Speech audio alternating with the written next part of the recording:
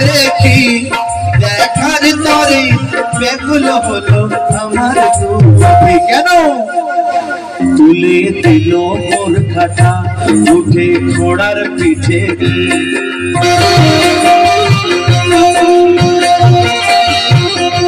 তুলে দিল মোর খাটা উঠে ঘোড়ার পিঠেতে আমি খোদার ফসল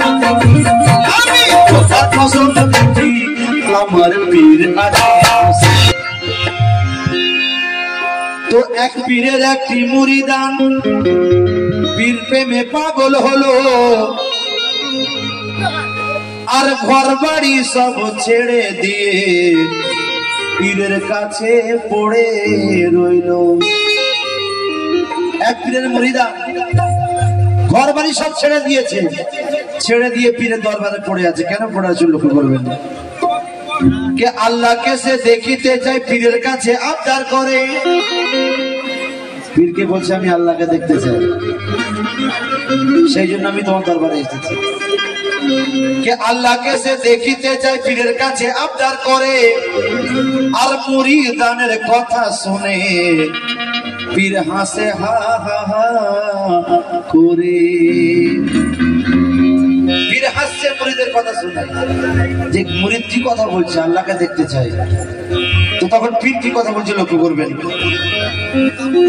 যে মুরিদানের কথা শুনে যে আপনি হলেন আল্লাহ ওয়ালা তাই আল্লাহকে দেখতে চেয়েছি আপনি হলেন আল্লাহ ওয়ালা তাই আল্লাহকে দেখতে চেয়েছি আল্লাহকে ওই দেখার তরে তোমার দরবারে পড়ে রয়েছি ওই দেখার তরে তোমার দরবারে রয়েছি আল্লাহকে দেখার জন্য তোমার দরবারে পড়ে আছি তো তখন পীর কি বলছে লক্ষ্য করবেন কে পীরকে আগে চিনতে শেখো তবে দেখতে পাবে খোদাকে আর সারা জীবন মনেতে রেখো আমার এই কথাটাকে তো পীরের দরবার ছেড়ে দিয়ে খোদাকে খুঁজতে বার হলো যেই পীরের দরবারে আল্লাহকে দেখা যাবে না তাহলে আমাকে অন্য ব্যবস্থা করতে হবে কি করছে সেই পীর লক্ষ্য করবেন কে পীরের দরবার ছেড়ে দিয়ে খোদাকে খুঁজতে বার হলো আর দেশ বিদেশে ঘুরে ঘুরে সে খোদাকে না দেখতে পেল অনেক মসজিদে মসজিদে ঘুরেছে দেশ বিদেশ ঘুরেছে কিন্তু খোদাকে সে দেখতে পাচ্ছে না তারপর কি করছে দেখুন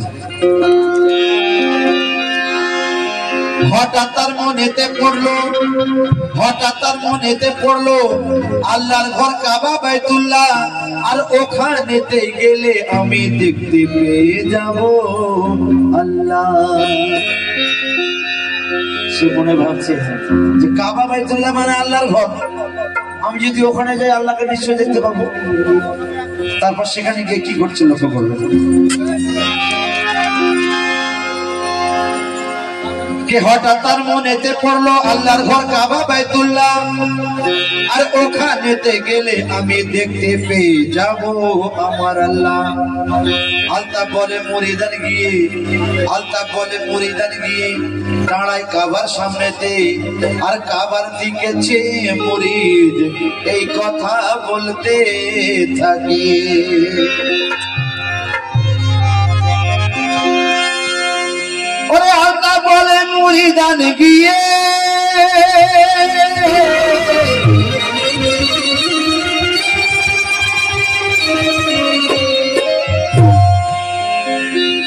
ওরে আল্লাহ বলে মুরিদান গিয়ে দাঁড়ায় কাবার সামনেতে আর কাবার দিকে চেয়ে মুরিদ এই কথা বলতে থাকে কি বলে খোদার ঘর কাবা গেলাম খোদা খুঁজিতে বলে খোদার ঘর কাবা গেলাম খোদা খুঁজিতে আমি কাবা কেটে দেখি আমার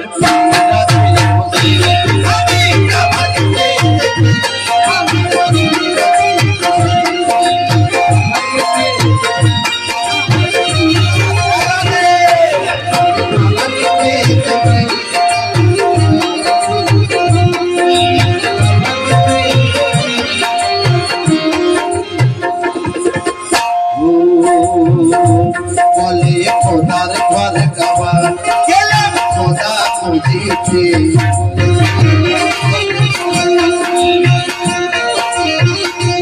বলে খোদার ঘর কাবা গেলাম খোদা খুঁজিতে আমি কাবাকে পেয়ে দেখি আমি কাবাকে পেয়ে দেখি আমার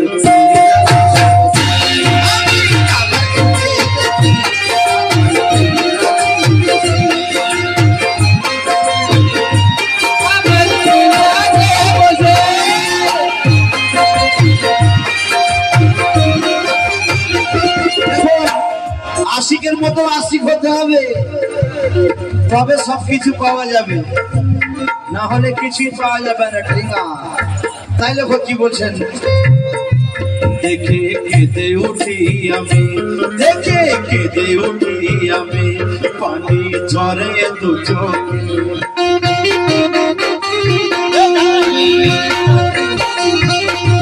দেখে কেঁদে উঠি আমি, পানি ঝরে দু চোখে, সেই পানির দিকে দেখি, পানির দিকে দেখি আমার পীরা বসে দেখি।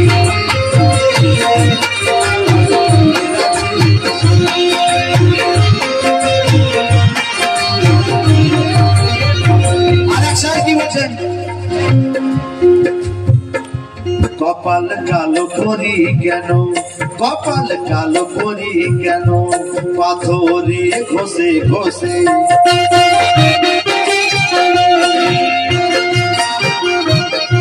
কপাল কালো করি কেন, পাথরে ঘষে ঘষে, কপাল কালো করি পাথরে ঘষে ঘষে, আমি পীর পেলাম দেখা, আমি পীর পেলাম দেখা, মুর্শিদে সুরতে আমি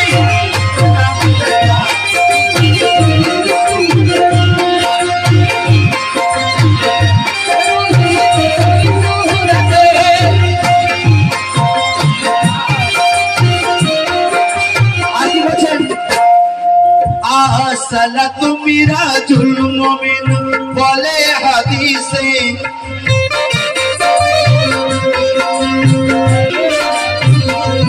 আসসালাতু মিরাজুল মুমিন বলে হাদিসে, বান্দা তোরা সাজদা করে আমায় দেখে নে, তোরা সাজদা করে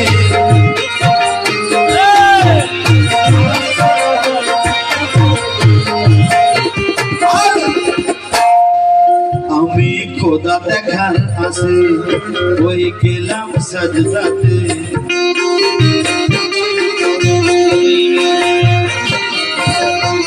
আমি খোদা দেখার আসে গেলাম সাজদাতে, মাথা তুলে দেখি যখন, মাথা তুলে দেখি যখন আমার পীরা বসে,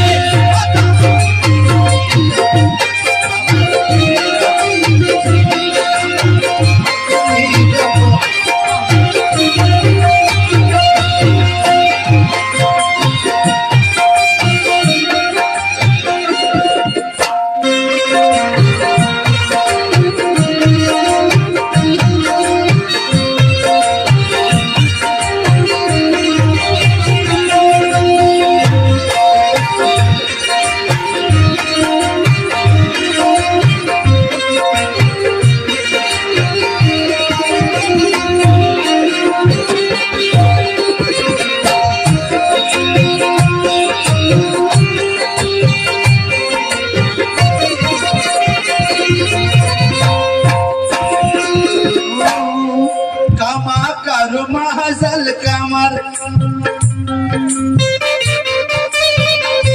कमा कर महजल कमर ओय हादी से ते कोई पूर्णिमारी ओय चाँदेर मतो खोदा देखा जाए पूर्णिमारी ओय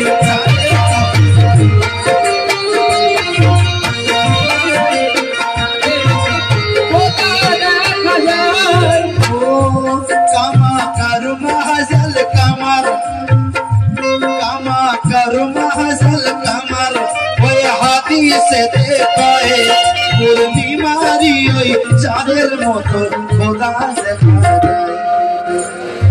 আমি খোদা দেখার কাছে হয়ে গেলাম সাজদাতে,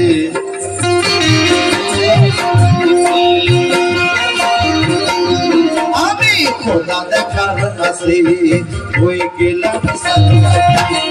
আমি কথা বলে দেখি, আমি কথা বলে দেখি, আমার পীর আছে।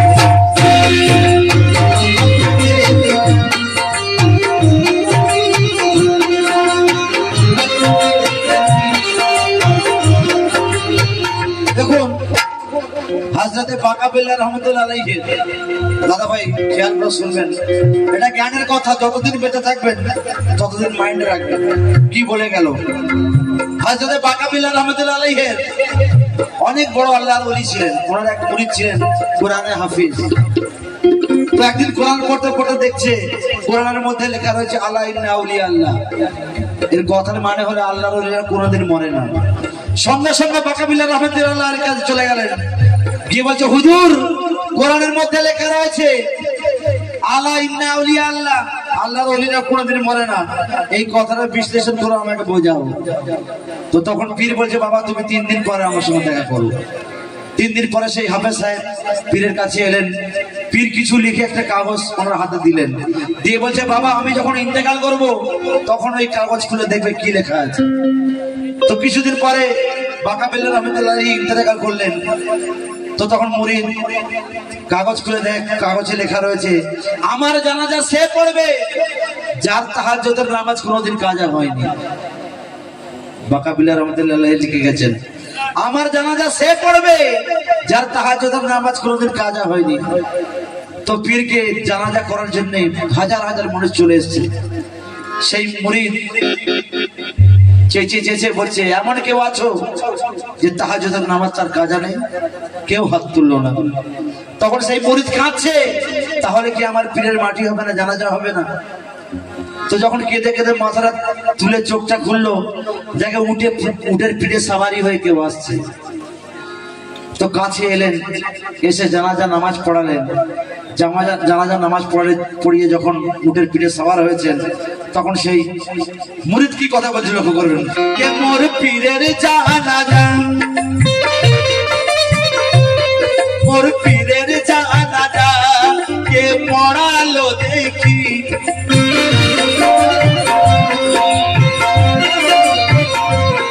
মোর পীরের জানাজা কে পড়ালো দেখি, দেখার তরে ব্যাকুল হলো আমার এই আঁখি।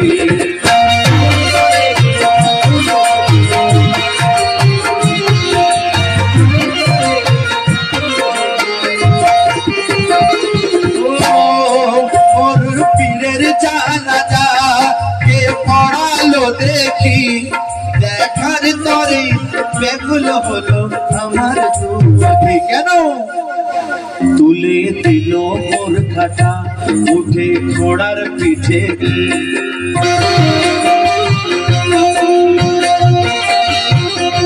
তুলে দিল মোর খাটা উঠে ঘোড়ার পিঠেতে, আমি খোদার কসম দেখি, আমি খোদার কসম দেখি আমার পীর আছে।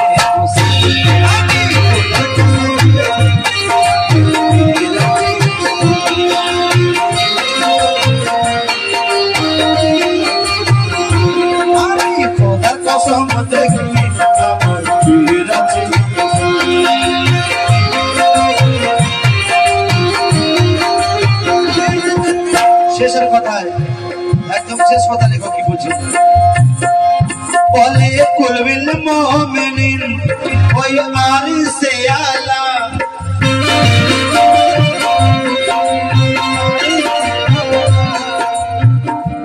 বলে কুলবিল মুমিনিন ওই আরিসে আলা, আল্লাহ আদমেতে থাকে কোরআনে বলা।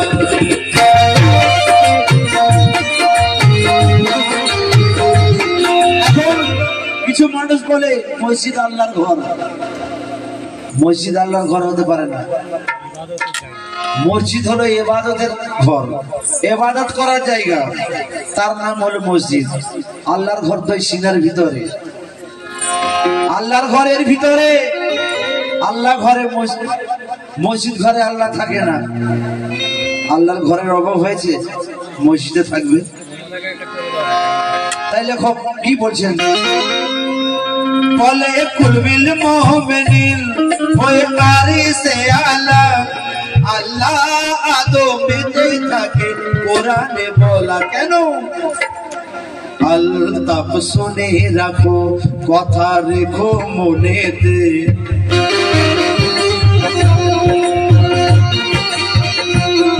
আলতাফ শুনে রাখো, কথা রেখো মনেতে।